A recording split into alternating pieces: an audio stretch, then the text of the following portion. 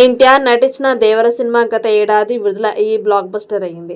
అయితే మొదటి రోజు సినిమాకి డివైడ్ టాక్ వచ్చింది. అయినప్పటికీ బీసీ సెంటర్ ఆడియన్స్ ఆ సినిమా టాక్తో సంబంధం లేకుండా తెగ చూశారు. అలా ఆ సినిమా సేవ్ అయిపోవడమే కాదు, బాక్సాఫీస్ వద్ద 500 కోట్ల వరకు వసూళ్లు సాధించి రికార్డులు క్రియేట్ చేసింది. దినోత్సవ వేడుకలు కూడా జరుపుకుంది దేవర. ఇప్పుడు ఈ సినిమాకి సీక్వెల్ కోసం ఫ్యాన్స్ ఎదురు చూస్తున్నారు. త్వరలోనే దేవర 2 స్టార్ట్ కానుంది. దేవర 2 పై అంచనాలు ఆకాశాన్ని తాకుతున్నాయి.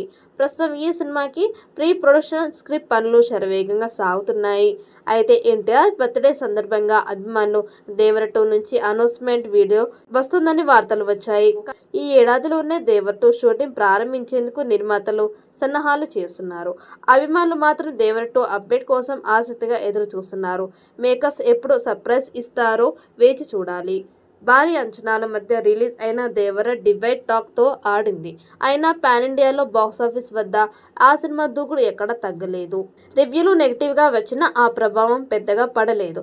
అయితే తారక్ దేవర 2ని పక్కన పెట్టి కొత్త చిత్రాలు తెరపైకి తేవడంతో దేవర 2 లేనట్లేనే అని ప్రచారం బలంగా జరిగింది.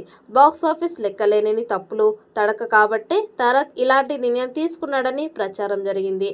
అయితే ఈ ప్రచారాన్ని తారక్ ఖండించాడు.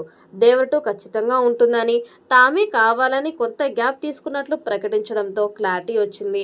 కంటిన్యూగా కొరటాల కూడా 2వ భాగం మరింత బలంగా ఉంటుందని స్క్రిప్ట్ పనుల్లో బిజీగా ఉన్నట్లు క్లారిటీ ఇచ్చారు. ఇదంతా జరిగి కొన్ని నెలలు అవుతోంది. దేవర రిలీజ్ నుంచి కొరటాల 2వ భాగం స్టోరీ పనుల్లోనే బిజీగా ఉన్నారు.